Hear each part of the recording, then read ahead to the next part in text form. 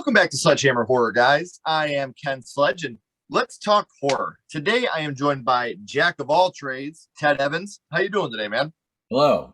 How are you doing? How are you guys doing?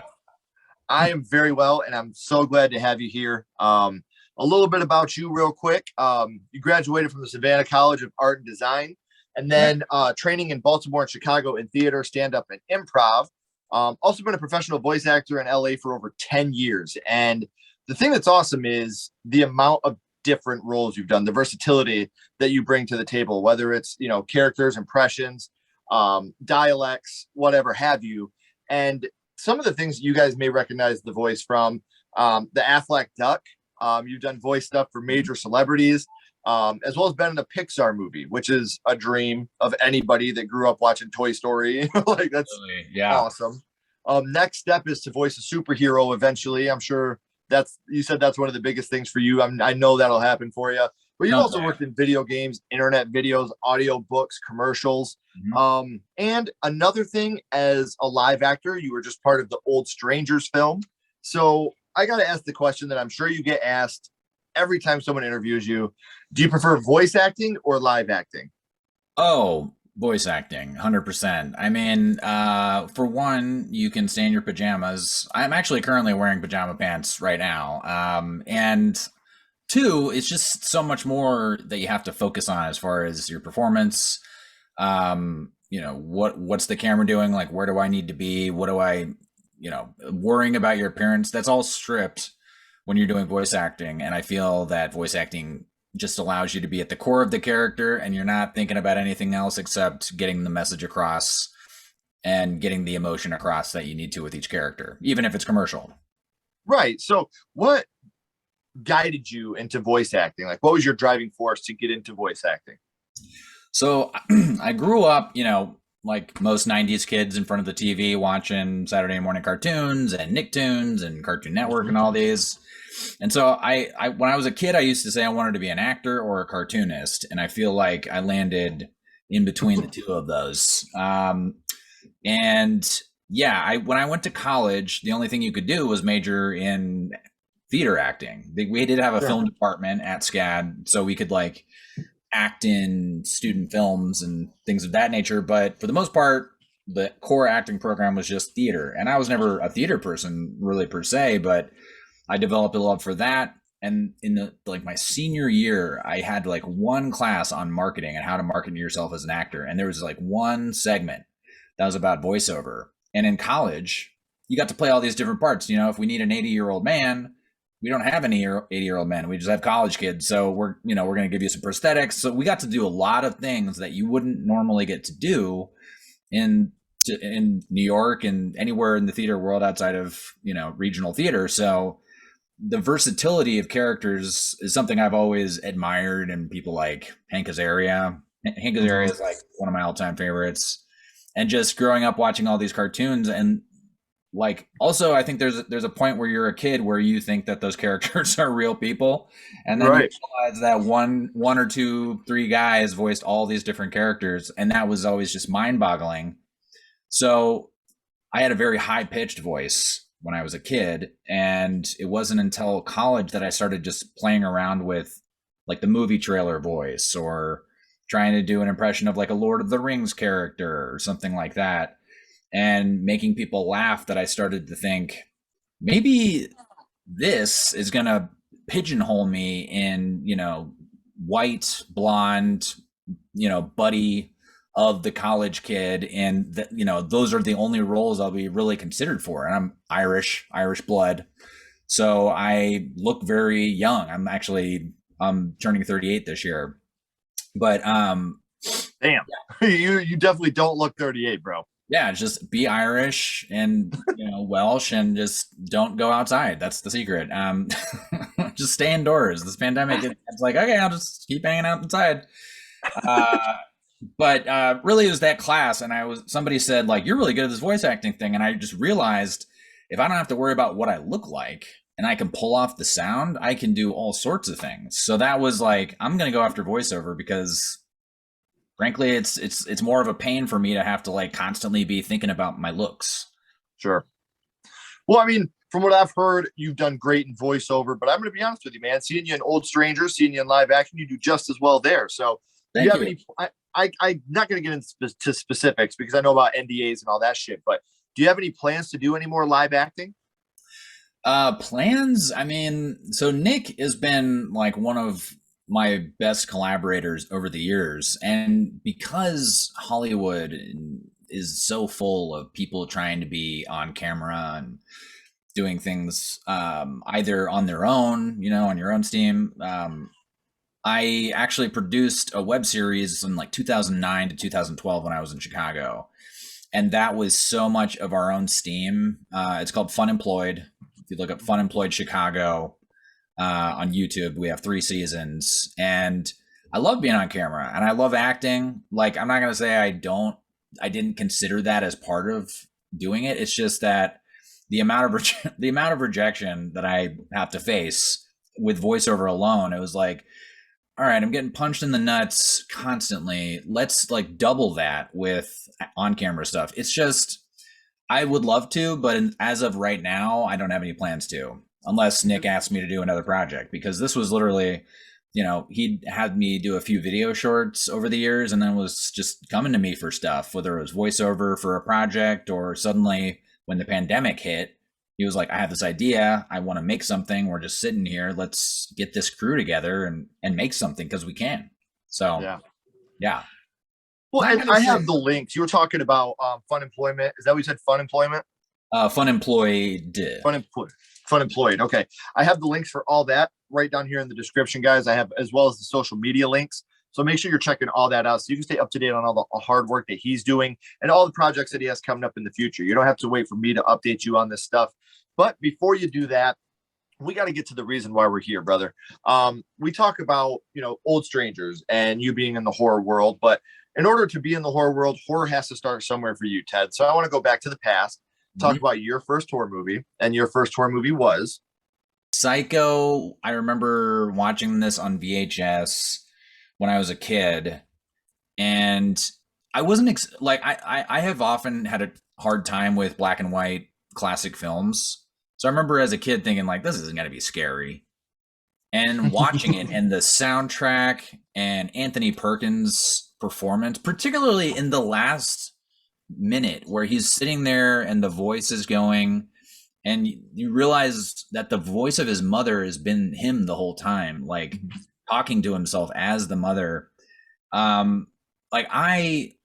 whole him having a peephole into the bathroom was what got me. It's just, I remember because I thought I would be cool when I went into high school and like sleep in the basement because there's like it's like total free reign in the basement.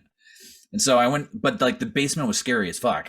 I thought we were like we had a haunted basement or something. And so I had a bathroom that had porcelain hands, like they were crafted porcelain hands as the towel rack, like this, like just hand.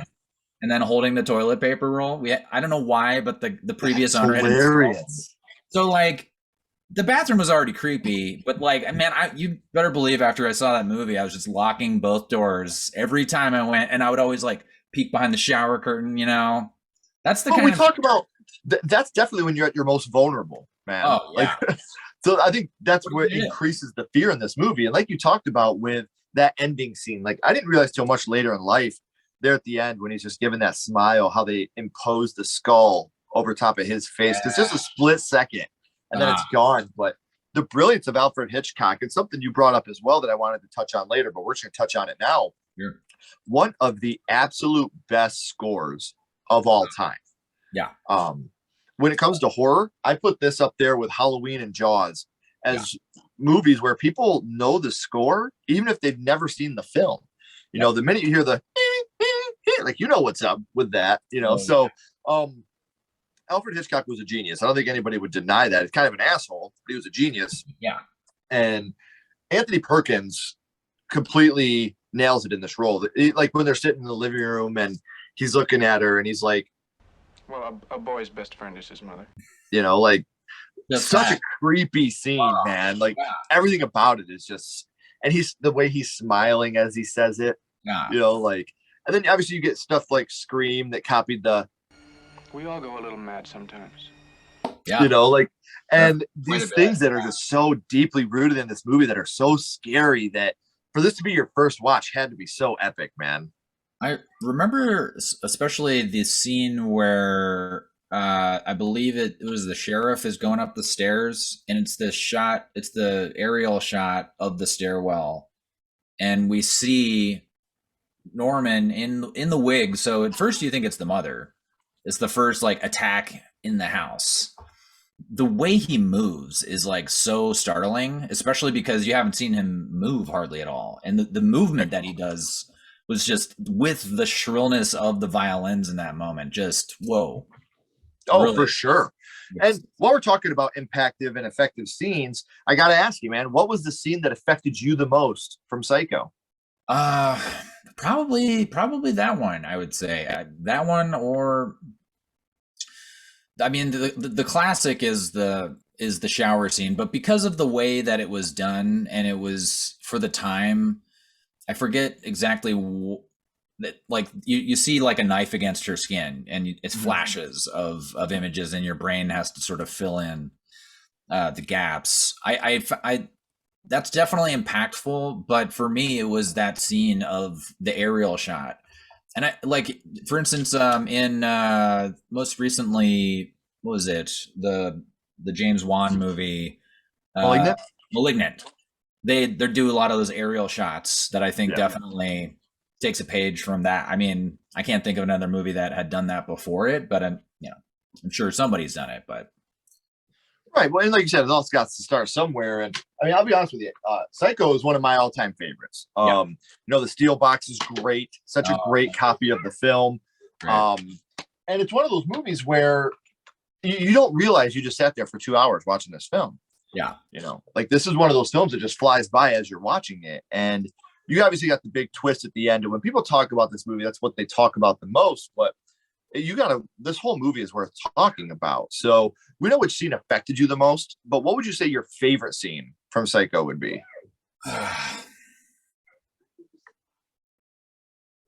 Yeah, I think what's interesting is that as a kid, I didn't really understand what was going on in the beginning. Yeah. And what's interesting about her situation is that she is sort of betraying her boss, I believe, to run off with the money. Or I forget exactly what's going on, but like as an adult, that whole scene took on a whole new meaning. Like she's on the run. Yeah, Like she's not a good person, man. Like, not.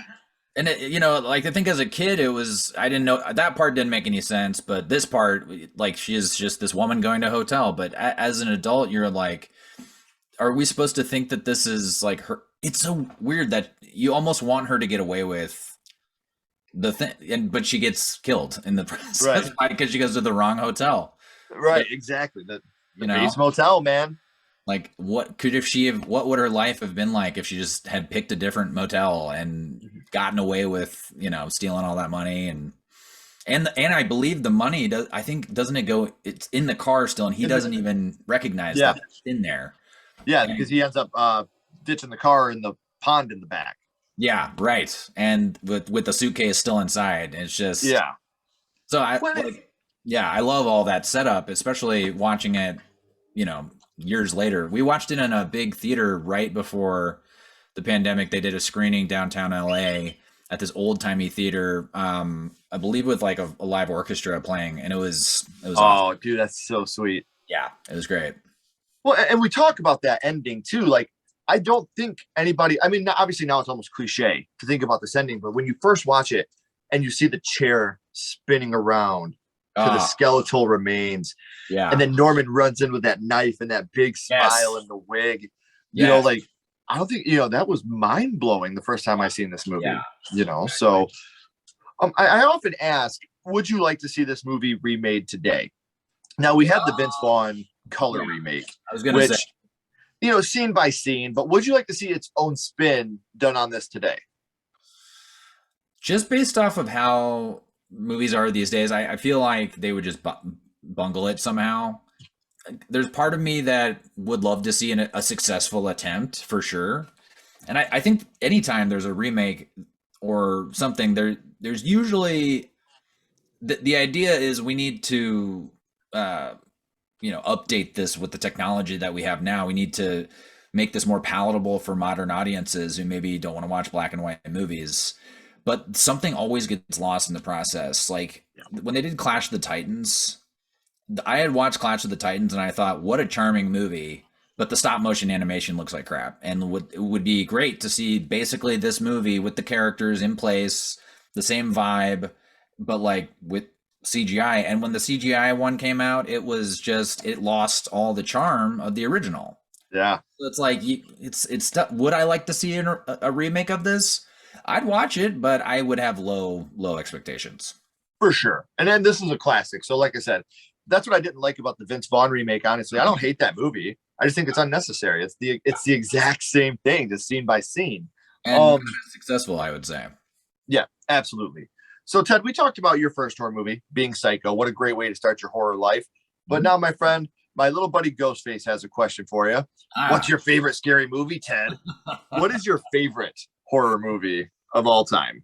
I gotta go The Shining. That is my top all time. Like I watch it once a year.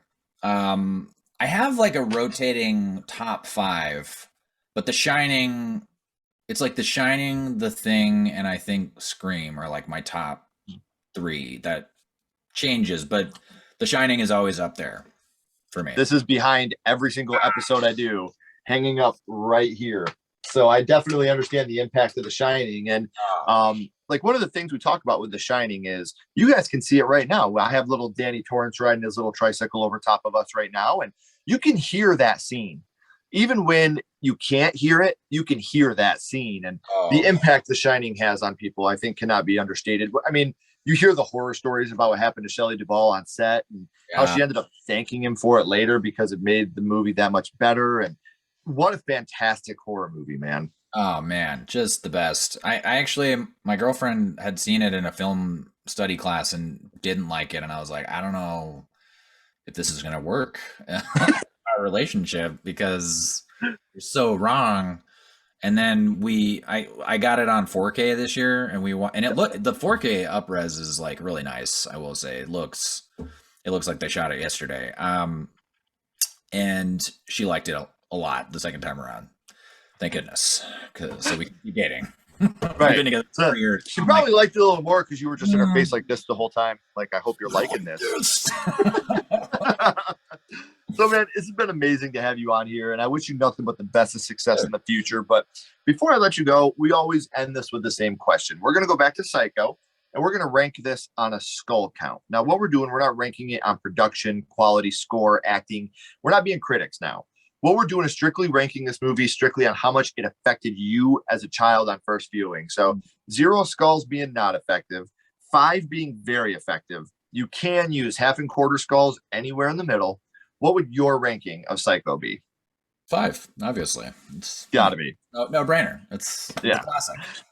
And it's one of those movies that not only is it great to start your horror life with, because it is kind of a slow burn and it's not gory, it's not bloody. There's a lot to digest in this movie, but it's a very, very intelligent movie. Like, that's the big thing about it. Like, it's just so intelligent. And I'm jealous that this was your first horror movie, man, because this is still to this day one of my all-time favorite movies. And one last question I do have for you. I was going to ask you earlier and I forgot.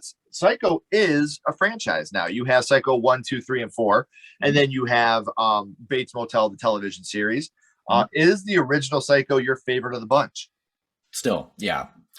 I can't think of one that really unseats it. And also Anthony Perkins, like, that's one of, it's just like, I don't want to even, I feel like I've seen 2 or maybe 3, but I haven't seen all of them.